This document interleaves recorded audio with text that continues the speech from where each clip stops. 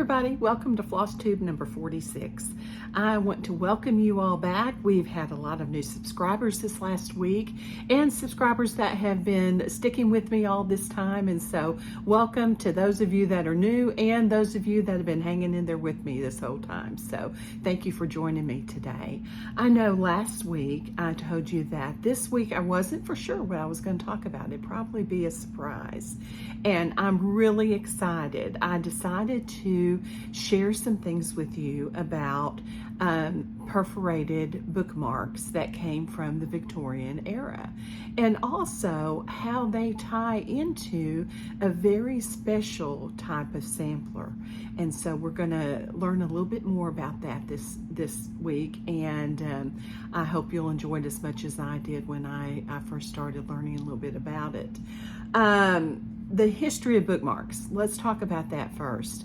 Bookmarks, as long as there have been books, people have had the need for a bookmark, because very rarely can we sit down and read an entire book before we get up and have to do something else. So we've always had a need, whether it's turning the top of the page down, dog-earing it, or if it's putting a piece of paper there, whatever, we have had to find a way to mark our spot. So when we come back and want to finish reading again, we know where we left off. Now, I know in today's technology, that's a whole lot easier, because you can automatically save it if you read on your Kindle or your phone or whatever. There's lots of easy ways to save your spot. But during the time where you had a hard copy book, people began to be very inventive about, how do I save my spot? And so the first bookmark, the oldest bookmark that they have found, dates back to 6th century AC. That's a long time ago. And what amazes me, it said in this article that I read that it was made out of leather and papyrus. And the fact that that has survived all those years is just amazing to me. But even that far back in time, there was a need to save their spot. Since that time period, other bookmarks have been used that have been made out of maybe a piece of woven fabric. Ivory was used to fashion bookmarks, although that was much more rare to find. People would take just a little scrap of maybe another type of paper they had. They were writing something on, just tear a piece off and stick it in their book.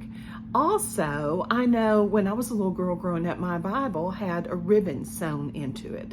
So you could pull the ribbon and put it between the pages that you left off. And books today, I still have some books now that have that little ribbon that's sewn into the binding of the book. So that's all different types of bookmarks. Another kind that I thought was kind of interesting, kind of gave me the heebie-jeebies, but that was hair. Loved ones lots of times would give each other a lock of their hair, and that would be used to mark their spot in a book. I know when we went to Scotland and visited several of the castles, Prince Charlie, the Bonnie Prince Charlie of Scotland, if you're Outlander fans, then you know who I'm talking about. There really was someone, I know that's a fictional character in the Outlander series, but it's based off of an actual person. And the real Prince Charlie, as a thank you to people that maybe he stayed as a guest with them for a while, he would leave a lock of hair for them. And I know I laughed about it and told my husband, I said, poor Prince Charlie surely ended up being bald, because it seemed like every castle we went to, there was a lock of Prince Charlie's hair. So that's, after I read this article, that wasn't an unusual thing to do, apparently. I think I'd prefer just a paper bookmark or a woven bookmark. I don't know about the lock of hair. That kind of, like I said, that kind of gives me the heebie-jeebies. But anyway, later on, during the Victorian era, perforated paper became very, very popular. It was easy to get. It was very inexpensive, and so it was a good medium on which people could stitch things, and bookmarks became a very popular thing that they would make. And I know there were women's magazines we go to the grocery store, there's always that Woman's World, or there used to be Family Circle, lots of just these women's magazines, and they would oftentimes include a pattern for a perforated paper bookmark in them. It was something quick and easy they could put in their magazine. Women knew that they could probably get a pattern if they bought the magazine. And so that was kind of a marketing ploy, I'm sure. But lots and lots of these Victorian era bookmarks were made using the perforated paper. They also used like a strip of satin ribbon that they could attach the perforated paper to. And then they had a very nice flat bookmark that they could give someone. Either they could use it themselves or they could give it as a gift. And so the Victorian era, we say, would be mid to late 1800s. Now, Claudia Kistler from Dutch Treat Designs, she is just a known expert on perforated paper, as is Vicki Jennett from Needlework Press. And I'm sure if you had any questions about perforated paper, those two ladies could get an answer for you. And I will down below include a link to some of, I know Claudia has a website just on perforated paper that's really interesting, and I'll put a link down below so you can go check that out. But these bookmarks, they weren't only useful, but they were considered tokens of affection. And so there's lots of them. I mean, these are not something that's hard to find. So like if you said, oh wow, I think I would like to collect those, they're easy. I found one at an antique shop one time that I picked up. It was just a pretty soft little satin ribbon. You could tell it had been used because it was faded and the paper was kind of grungy, but it still was so sweet, had such a pretty little design on it. And then the last one I got that I'm going to show you today, I found on eBay, which my friend Mary Susan says is called Evil Bay because it can get us in lots and lots of trouble. But when I saw the one that I have today, I just fell in love with it. Now, sometimes they'll have a little verse, and it may just be something as simple as, remember me, or in God I trust. But sometimes it's simply just a little picture, and that's the way the one I have today is. It's just a little motif. But Claudia, during last Sampler Symposium, last January at the Attic, she did a little talk about a special kind of sampler, and that's where I'm going to tie in the bookmark to samplers. So let me show you. This is the cover of this little pattern. We got the chart for this sampler, and if you'll look at it, it looks a little different than the typical sampler that we imagine. There's not a row of alphabets or numerals or a verse or anything like that. These look like bookmark patterns, don't they? So if you can look, you're going to have some vertical bookmark patterns. You're going to have some horizontal ones. And this particular type of sampler has only been found, according to Claudia, at the Sudbury Hall School for Girls. And it was, I'm not going to tell you everything about it because I want you to go buy this pattern from Claudia, and she's got lots of great information on the back. But the Sudbury Hall School for Girls I thought was really interesting, especially considering the little girl that we talked about last week, or the young lady rather. This school was built for young ladies who were from destitute families. They were very poor, and it was built to help train them because more than likely they would go into domestic service. So they would go in hoping for a job with another family where they would work as a domestic servant. If they didn't have training or a place to get out of their poverty situation, they were worried that these young ladies would get into some kind of mischief or trouble. And so this school predominantly was built to help these girls get on the right path. And so I kind of got tickled because I thought back to the first Ann Jenkins that we talked about last week, and how she was really kind of a little rounder. You know, we had the prison record, we had the workhouse records, and I thought little Ann Jenkins should have been in the Sudbury Hall School for Girls. I think that might have kept her out of some trouble. So I just thought the story behind why this school was established was really interesting. And so then I also thought, why is it? And Claudia touches on that a little bit. You know, like I said earlier in the video, these little bookmark patterns were very easy to come by. Perforated paper was extremely reasonable in cost. It was readily available. And so if you're teaching girls who have a very poor background, your resources are probably limited as well. They don't have families that are paying a lot of money for them to attend school. They're there because other people are trying to help them. So I'm sure the school had to be pretty frugal with their resources. And so if I have access to a lot of free patterns for bookmarks, I'm going to teach these girls how to sew and stitch and do needlework because I want them to get a good job. That's a great resource for me. And so I know Claudia mentions that this is the only place that she has seen these type of samplers is with the Sudbury Hall School for Girls. And she asked at the symposium, she said, if anybody has a sampler like this, or if you see one anywhere, please let her know, because I think she's doing some work on learning a bit more about them. And so it's just interesting. I know for me, after I listened to her at the Sampler Symposium, I thought, had I seen something like this in an antique shop, I would probably think, oh, how cool, look at that, because it's needlework, and we're all, as needleworkers, drawn to anything using needle and thread, aren't we? So I'm sure I would have stopped, I would have looked at it, but it wouldn't have had near as much meaning to me because I didn't know the background. So now when I go into an antique shop, if I were to see a sampler like this, I would know that this might be a Sudbury Hall School for Girls sampler. So just something to keep in mind. And I'm going to put the name of the sampler here that I have down below, as well as Claudia's information. If you want to reach out to her, if you ever find a sampler like this, I know she would want to know. So anyway, I just thought that was such a neat connection.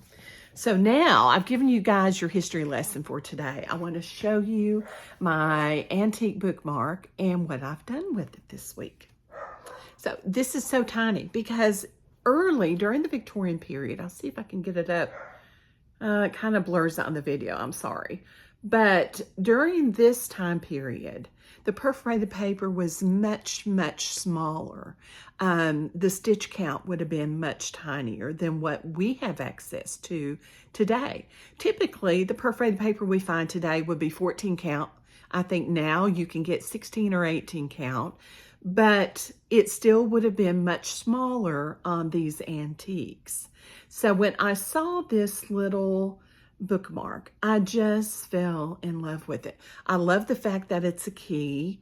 I like all these flowers that are around the top of it and just the shading. I just thought it was such a sweet little bookmark. And I had an idea because if you remember last week, I told you I went to Hobby Lobby.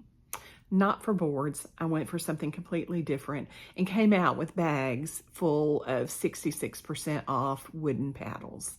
I hope some of you made it to Hobby Lobby this last week. Well, one of the paddles, I thought, you know what? I think I could stitch that bookmark, reproduce it, and put it on one of those paddles and make me a little key holder. And so that's exactly what I did.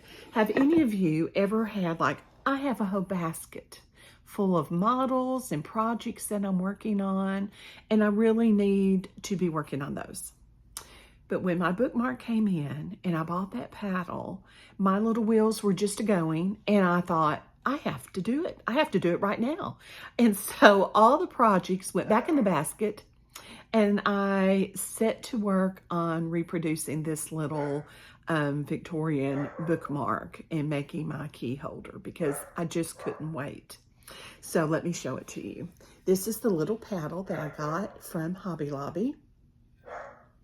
I stitched the little key, and what I did, I had white perforated paper.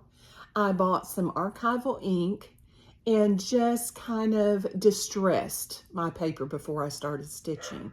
And what I did was just ink it really well, keep going back until I got the color that I wanted.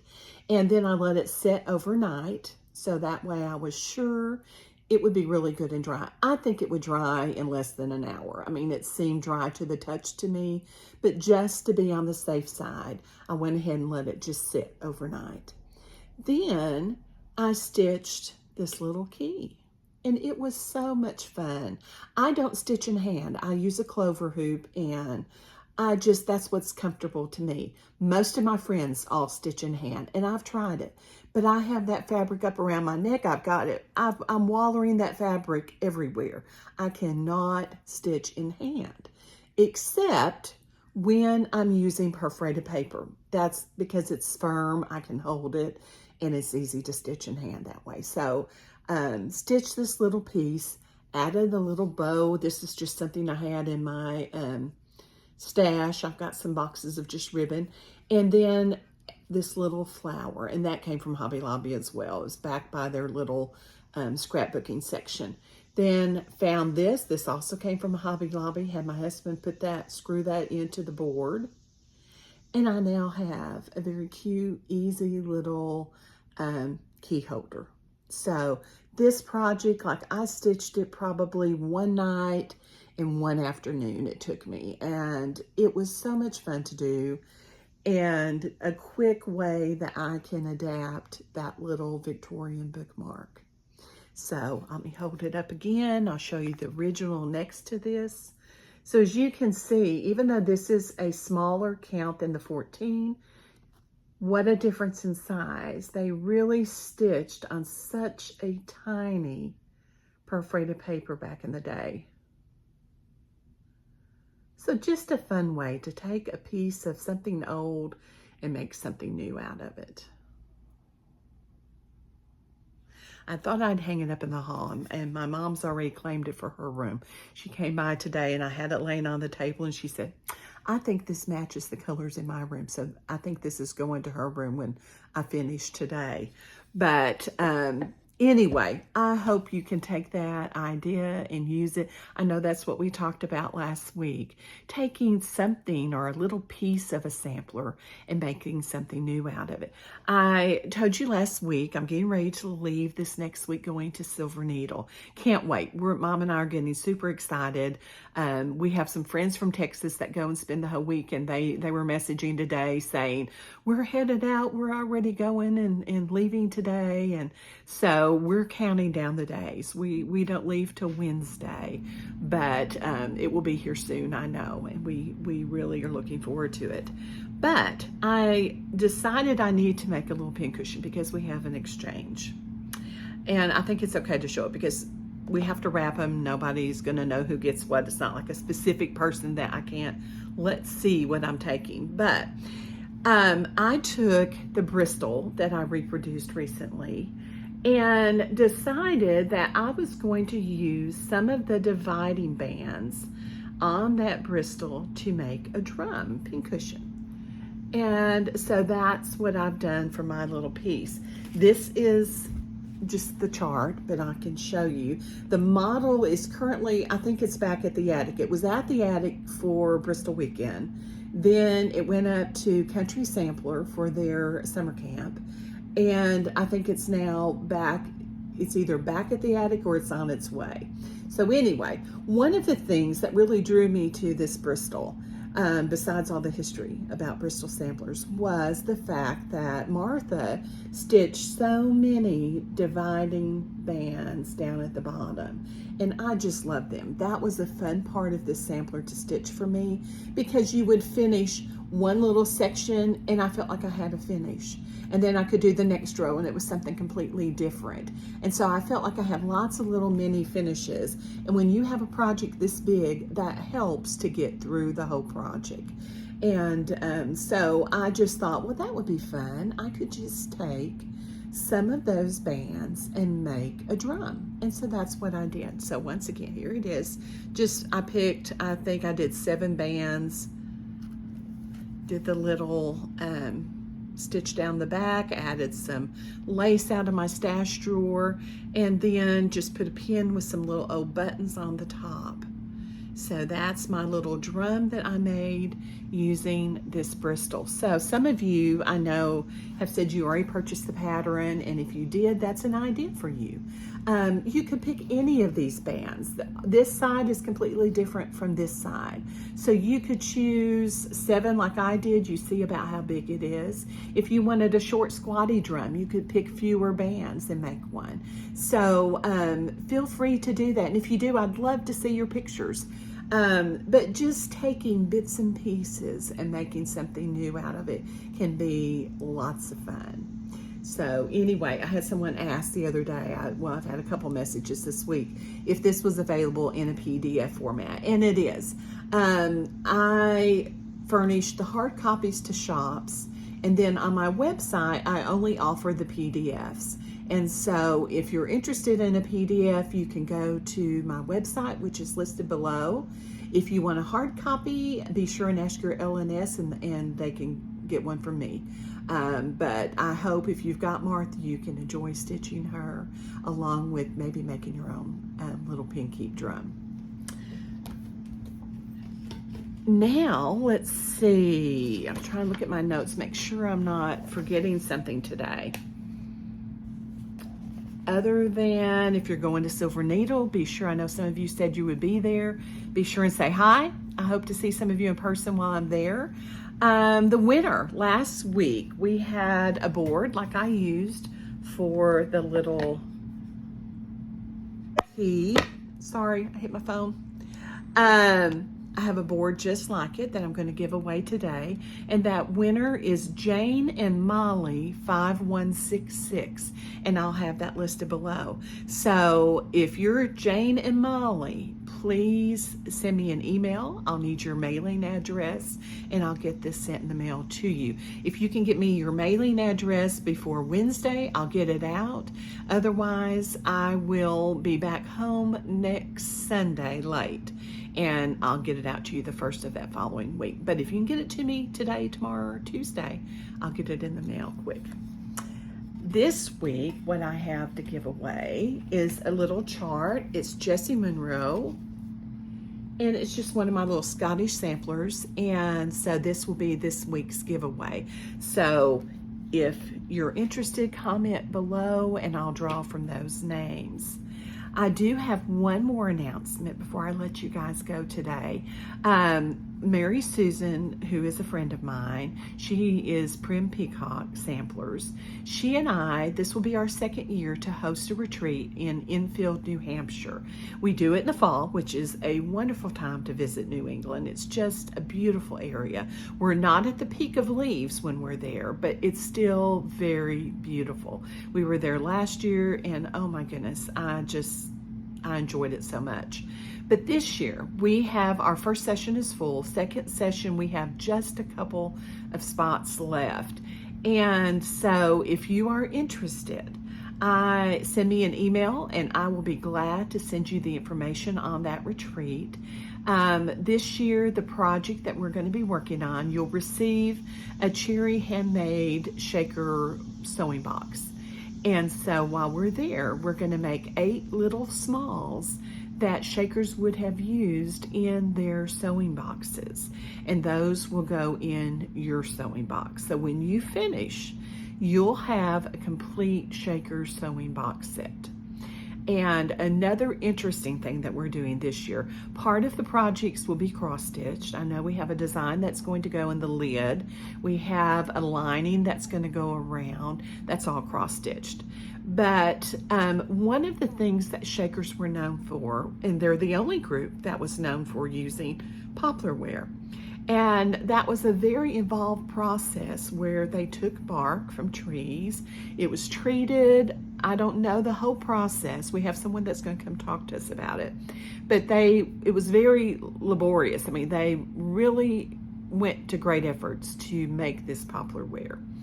And it would be woven into little needle books or things that they could sell to raise money as their Shaker community needed it.